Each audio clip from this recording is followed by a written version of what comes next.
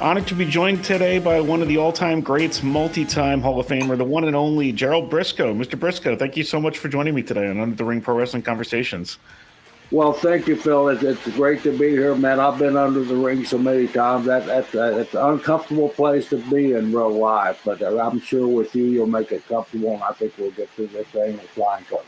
Very, very good. So in 2023, 2024, you're a podcaster. You've got stories with Brisco and Bradshaw going on. How much fun are you having working on that show and chatting with some of the wrestlers of the various generations? And how did that all come about?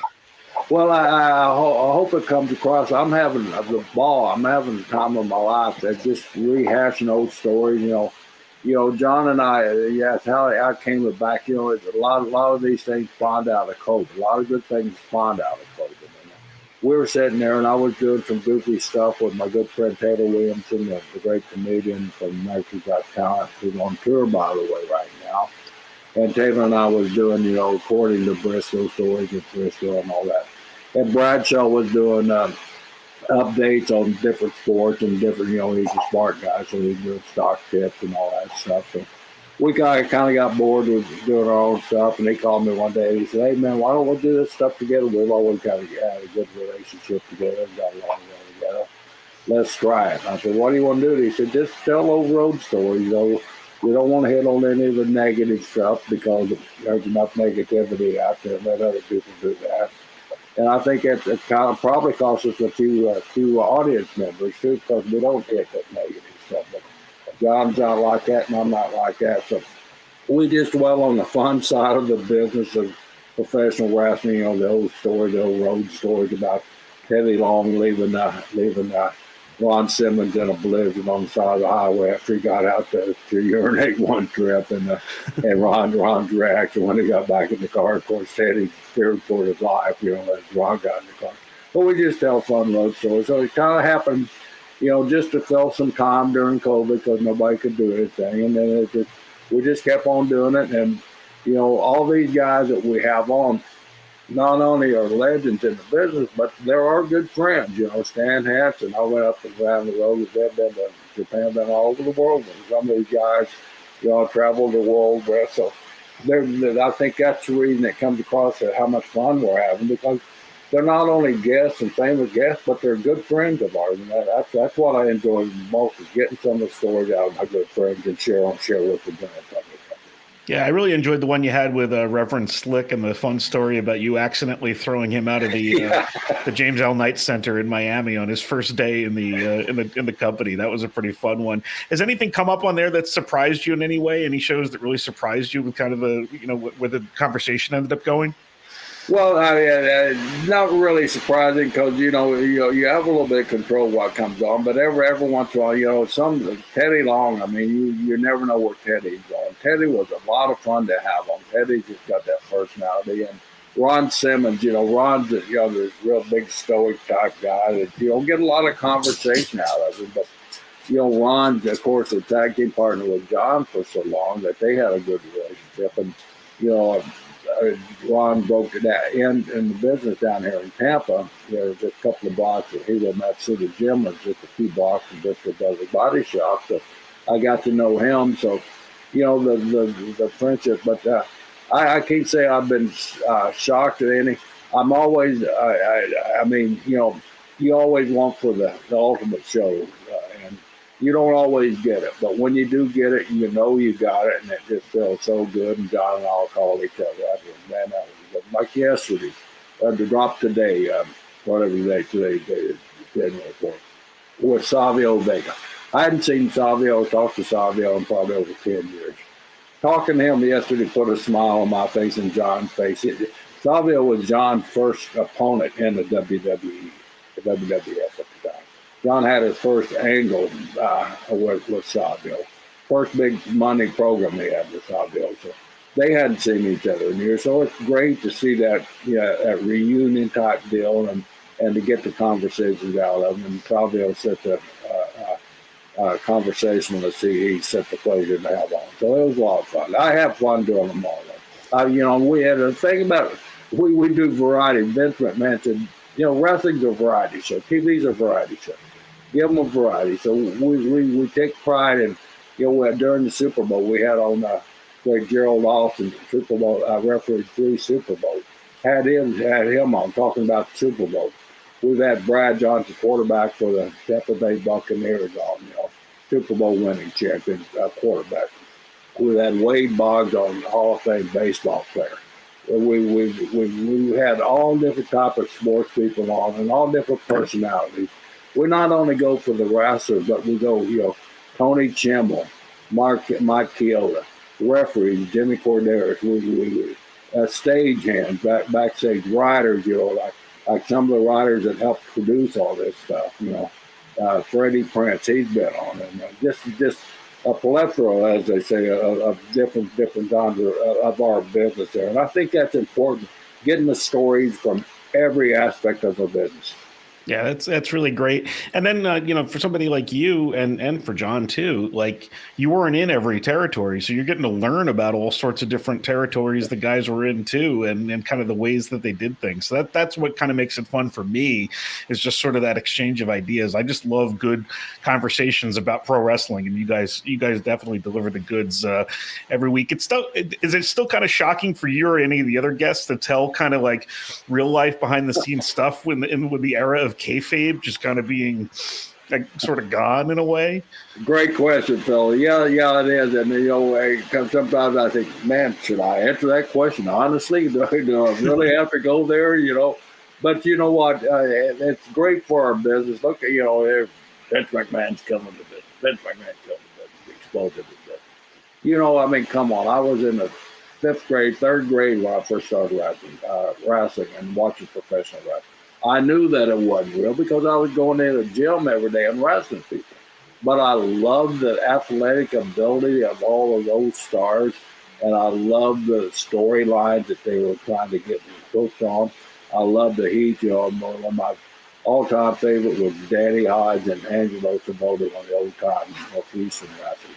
Danny had a bloodbath feud going with Angelo Savoni, so bad that Danny didn't smarten his dad up, and one night his dad jumped in the ring and sliced Angelo from hip to down to his thigh, down wow. to his ankle. And Danny tried to stop it, and Danny's dad was so enraged he turned and he sliced Danny. Danny had to have like 30-some-odd stitches. That was my hook to professional wrestling. Plus the staff, Jody Hamilton and Tom Ernesto against the Kentuckians, who was Big Boy Brown and Grizzly Smith. They had bloodbaths all over the League of the First Territory. That's what got me hooked on professional wrestling. But big old storylines that they come up with, and that's where you got me. Wow, should I tell all that stuff? Yeah, damn right it is, because it's history and it's interesting. And so, in the beginning it was kind of, well, no, I won't go there. But now, anything pre-game now.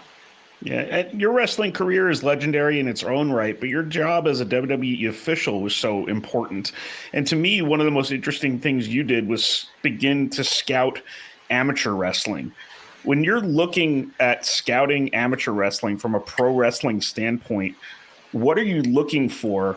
And who were some of the amateur guys that went through WWE who their first contact into the business was Gerald Brisco? Yeah, isn't that amazing? I mean, you think back all the years, even when Jack and I started, there weren't that many guys switching out at amateur wrestling into professional wrestling. And one of it was the old, well, it's all phony. It's all fake. You don't do that. It's all low brown and all that stuff. But I think that's kind of, WWE kind of brought it out of the shadows and made it more mainstream. For a lot of these kids are now looking at it, maybe that is a good alternative for them. So I like to think Jack and I, along with Danny Hodge, kind of set the standard, hey, it's okay. When Jack and I started, Jack, of course, had much more illustrious amateur career than I did. We both ended up on the tape, but he won a national title there.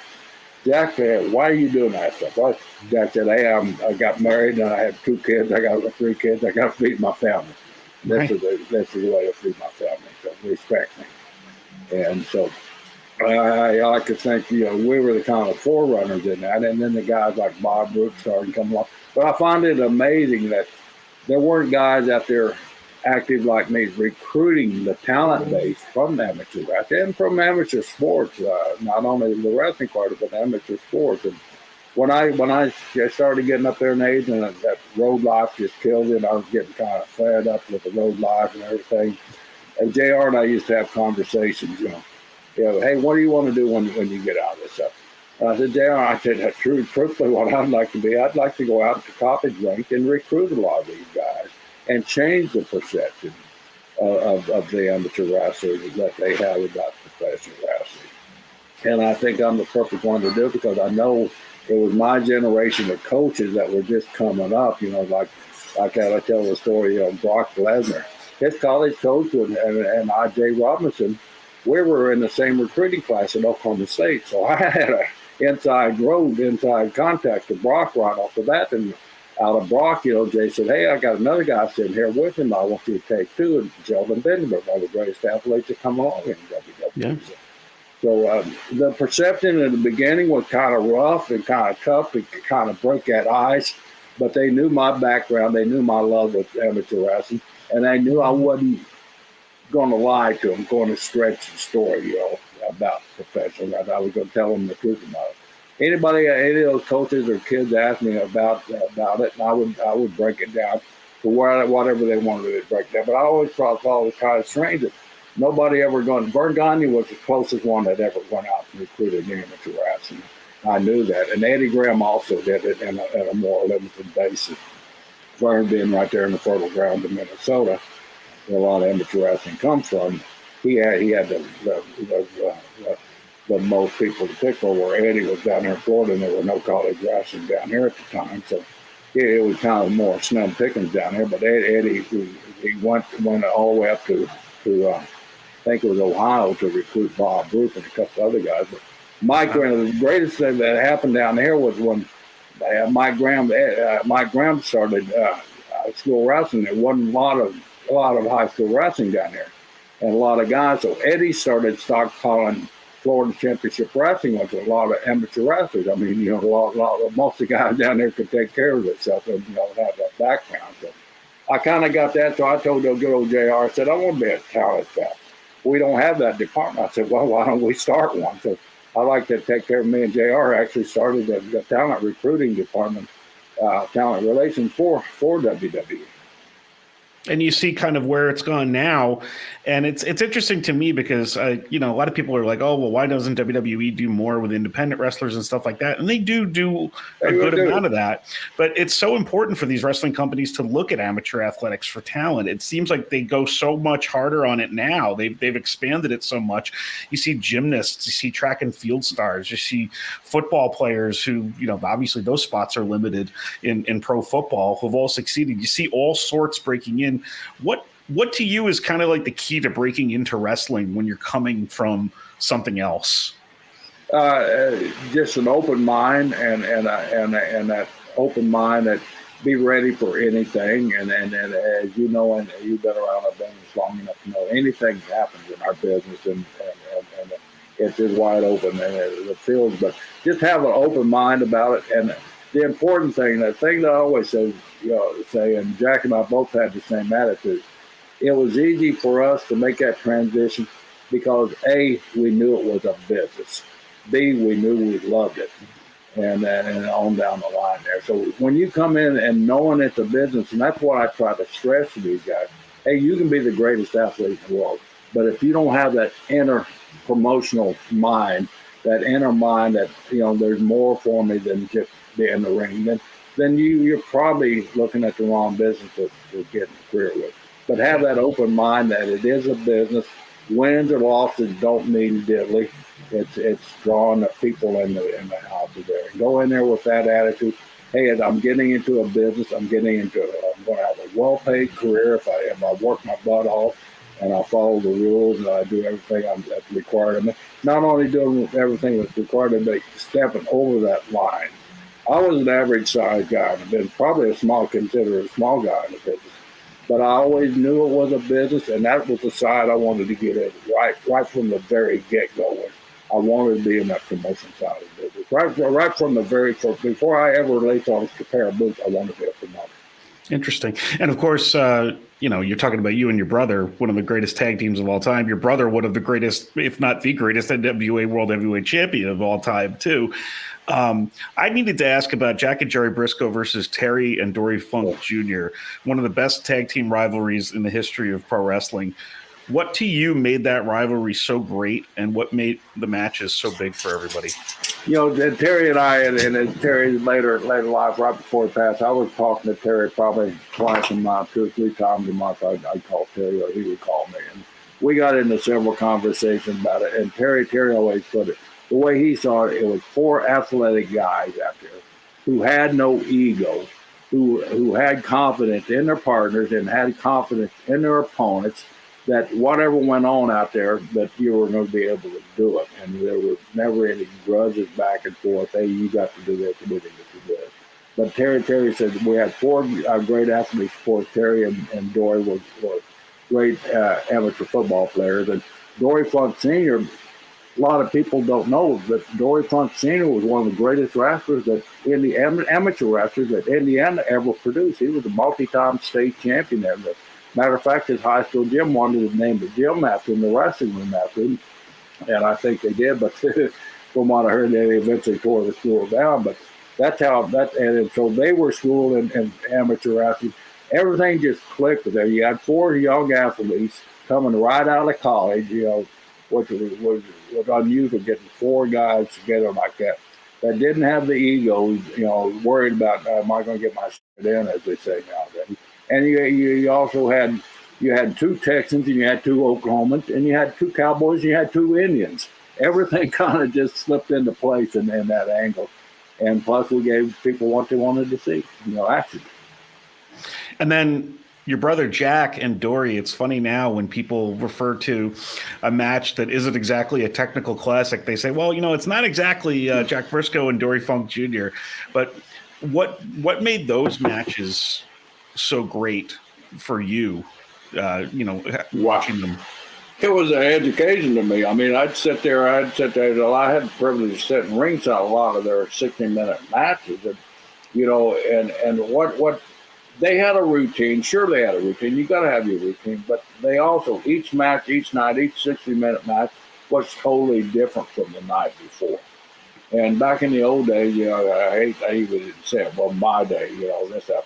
But back in my day, you had to be in that town 52 weeks out of the year. Every Monday night or every Tuesday night you were in that same town. You had the same crowd. So you had to change up your matches, the versatility of these guys. But the chemistry Jack and Dory had was unlike 2 guys that I've ever seen. And even to this day, it's unmatched in any of the matches that you see today. But they just had that confident feeling with each other that I can go out there and I can initiate something, and I know my partner will follow it. And Jack or Dory won, I know they'll do it. So the cooperation level and the athletic ability of both. I mean, everybody said Jack Brisco was the greatest arm drag in the business. And sure, it was the greatest arm drag in the business. You know what made that arm drag the greatest in the business? The way Dory Funk Jr. took that arm drag.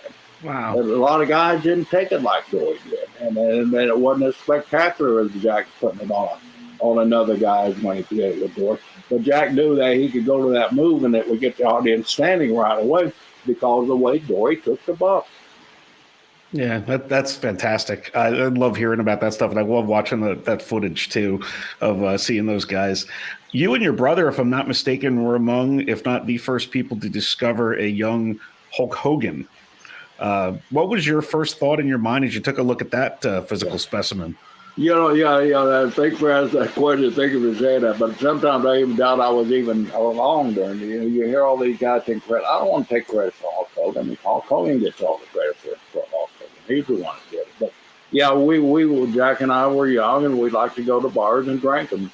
We kept seeing this big old blonde-headed guy, about 5th or 6th row of the Fort Heston Army down in Tampa, Florida, where we had our Tuesday night matches in Tampa. Kept seeing him. So one night we just ventured into this college bar over on the other side of town there, and up on the stage was this guy that we'd seen in the karate gym. And we knew the little girl waiting at the table. Hey, Who is that? Well, that's Terry Bollea up there. I said, we'd like to talk to him about dinner. Oh, he loves that. I said, I know we see him every Tuesday night. Can we talk to him? She said, I'll go talk to him. So she set up a meeting during one of their breaks, and from there we set up the workout. I don't know everybody takes credit for that, but Jack and I were there, and Terry was there. So we got him down, and we got him in a workout with Matt Shooter. Matt Shooter took advantage of him because, the guys really don't know what to do when they're in the ring with somebody like Hugo Matt Shooter. Matt Shooter didn't break his ankle, but he twisted it where Terry couldn't walk. And that's the end of him. That's the end of their rock and roller. We ain't going to see that kid around. A week later, he came back with his ankle taped up and his boots strapped on a little bit tighter. And he said, I'm ready for go again. And he got in the ring, he handled himself, and of course, Hero went a little bit easier with him because we saw the determination he had, and it didn't take a damn Rhodes Scholar to look at him and say, man, this guy's got all the physical tools that you need. But one of the stigmas of the old-time professional wrestling is your hometown. You don't want to break in your hometown because, you're coming up, you got to get beat a lot, and you got a guy looking like Terry. We didn't want to beat Terry a lot. And we didn't, so he didn't get a lot of bookings in Tampa, so he just got a lot of the little spot, what we call spot shows, a little high school gyms. Till he was ready, and then he was ready, and we called Louis Tillett, and we sent him up to the Panhandle up in Pensacola for Ron Kohler and Louis Tillett was doing the book up there. And they of course saw him, and they nurtured him on, and they sent him up to Waller from there, and Waller did the same thing, saw the deal. I always told Terry, when you're ready, and you're the only one that's going to know when you're ready. You want to go to New York because we knew right away New York was the place you got to go for a guy that size. And back in our era, that's where all the big guys went to make the big money. And so one day, Jack and I were playing pool in my pool room back in the back of my house, and there was a knock on the door. I looked out and had this damn Terry and Ed Leslie, Beefcake. Right. They come in, and Terry said, you always told me when I'm ready to come and see, and you guys would call Vince. I'm ready. And Jack said, okay, Jack, on the telephone, called Vince Senior. Vince booked him right away on Jack's word that this kid can possibly be a big superstar for you. So he went up there, and as they said, the rest is history. Yeah. I heard an interview with him not too long ago where he was talking about his start as a fan even.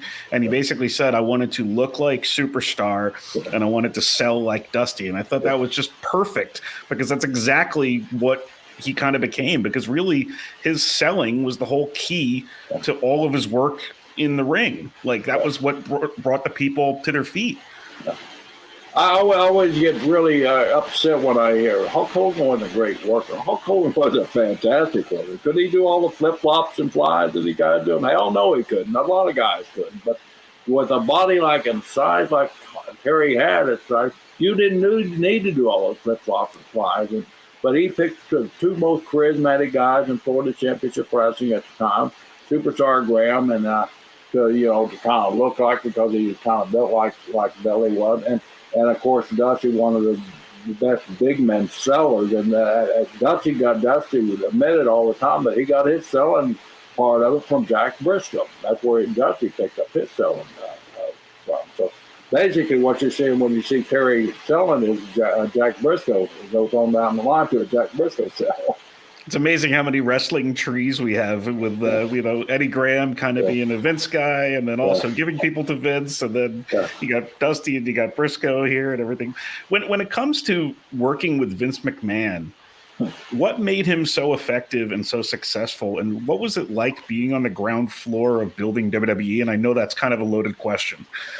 Yeah, well, number one, I mean, what's it like to be around Vince? I mean, wow. The guy, you better be ready 24/7 when you go to work for the guy. And everybody, he likes you. Vince McMahon hated yes guys. I mean, he had them. Yeah, he had them. But did he depend on them? No, he depended on more of the guys like Pat. Pat was farthest thing from a yes man to them in the business. The Bruce Pritchard. Bruce is not a yes man, and a lot of these guys, but then working with Vince, just seeing, right away. I mean, I'll go back to Starrcade '83 was the first big multi-event, in our era of the professional wrestling. And then seeing what Vince was able to do with the production and turn it into WrestleMania. And seeing that vision. Vince just had that vision from an early stage of his promotional career of what he wanted to do. And, when we made up our mind to go for the sell, we kind of talked to Jimmy, kind of talked to Ross, and talked to other guys about it. But just seeing what Vince was building and his vision for the future of the business just blew me away. And not only that, but he was in the heart of the media capital of the world, New York City at the time. And so we knew that all the tools were at his disposal. So that's kind of the reason we went to Vince. But being with him, it was an experience each day. And I mean, and the bird gets up early. I get a call at 7 o'clock in the morning. He'd already read the agent report. Brisco, why did you do that last night? Why did you tell him to do it? And I'd have to explain step by step why I did it. And then he would break it down what was right and what was wrong with it. So just his vision and his work ethic just blew me away. And obviously, some various allegations about him ended up with him out of the company back in, and then sort of an advisory role now. And now Paul Levesque, Triple H leading creative. Any thoughts about the different allegations and stuff, but also just like your thoughts on Triple H kind of running the show these days? Well, I was with Vince at a different time. I was with Vince when he was building, not after he had built it. I was with him, of course, after he had built it and was gone public and everything. But in the beginning, Vince was 24/7 business. He didn't have any time for that hanky-panky stuff that allegedly went on. And I'm not denying it went on. I'm not saying it did go on. But I know during my time with him, he was strictly 100% business and worked his butt off each day. So what I think about Triple, you see guys, you get guys come into the business. And, especially if you've been around the business and you've had multiple responsibilities in the business, you can kind of see a talent when they come in, how they handle themselves, how they conduct themselves in the dressing room, how they conduct themselves in the ring, how they conduct themselves outside the premises of a professional wrestling life. And I saw in Paul when he came in, I saw a guy who was dedicated to this business, a guy who was dedicated to the history of the business. Hell, he was broke in by Killer Kowalski, one of the meanest, toughest SOBs and one of the staunchest businessmen that ever laced up a pair of boots, and you didn't cross Killer Kowalski. So you knew he had those things going for him. And the intelligence that he had. Not only the intelligence that he had, but you watch them in the locker room, how they manipulate themselves into the core of the roster, and how they either become a follower or a guy gets left behind, or how they become a leader. And Paul immediately became that leader. Even though he wasn't a top guy at the time he came in, even though he had a funky gimmick, 100 hertz helmet, and he took that gimmick and he grew with the gimmick. He not only grew character-wise, but he grew professional-wise, where he was able to just show it to HHA, Triple H. But I saw those qualities. I always knew that Paul would be a lifer in the business. And Walt Rowe, I never dreamed that he'd marry the boss's daughter, number one. But I always knew that he would be a guy like a Pat Patterson or a Gerald Brisco if he was in the business forever in some way. Pat Patterson was actually the next person I wanted to ask you about. In addition to your brother and the Funks, probably the most consistent person you're associated with in wrestling when people talk about it is your stooge tag team partner, Pat Patterson. Obviously, I read his book. There's so much more to him. You can go on for hours. But what to you made Pat such an important figure in pro wrestling and such a great wrestling mind? Yeah, just his creativity, his knowledge of the business, and Pat. And nowadays I compare a Michael Hayes to a Pat Patterson. Michael Hayes would probably be the next guy that's known as a Pat Patterson. Michael's got this, excuse me, has the same qualities that Pat had. He loves the business.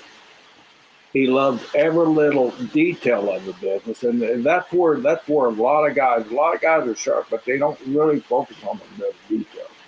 Pat Patterson focused on those details. You can tell Pat a 6-month program, and what you're telling Pat that 6-minute program, 6-month program, he wanted to know what went on in the 4th week of the program and how you're going to advance it that 6. Pat had all those little details in his mind because of the spectacular and the talented people that he was around. The Roy Shards, the Ray Stevens, the Vern Gandhi, the Nick Bachman, the Eddie Grahams, the Jack Briscoes, and on and on and on. Pat took a little bit from each one of those guys that he was around and built it into his own little saga. So the detail work of Pat was what Vince needed. Vince had that big, large vision out there, and Pat was able to take that big, 25, 30-year vision and global vision and bring it down into a nutshell where what you were doing that month, that week, and that day, and that hour. So I think that was Pat's biggest asset, the details that he was able to see. And even in the ring, I mean, he was just he's one of my favorite guys to watch too. When you go back and watch some old Pat Patterson matches, he was just brilliant. The timing and everything was just perfect. And he brought all that to his seminar when he was teaching guys how to be a backstage guy. He would bring all of those details that he had in the ring. He would recall those and stick them in. That's what made Pat so spectacular. So fascinating. I love talking about this stuff. We're going to move on to something we call the 3 count now. It's going to be 3 quick questions and your answers.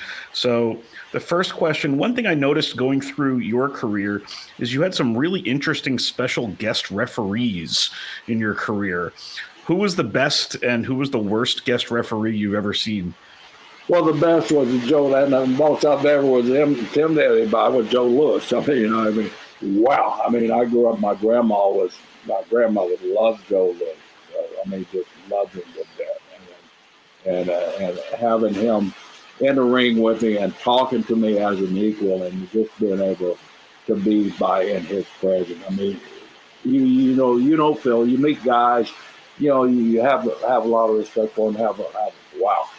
And then you meet him, well, he isn't really everything that you thought he was going to be. Joe Lewis was everything I thought he was going to be. A gentleman, an articulate man, a man that could talk anything, and a man that wasn't just focused on one thing, a man that had a broad view of the world and had the respect for our business. And so Joe probably goes down as one of the all-time guest referees I ever had.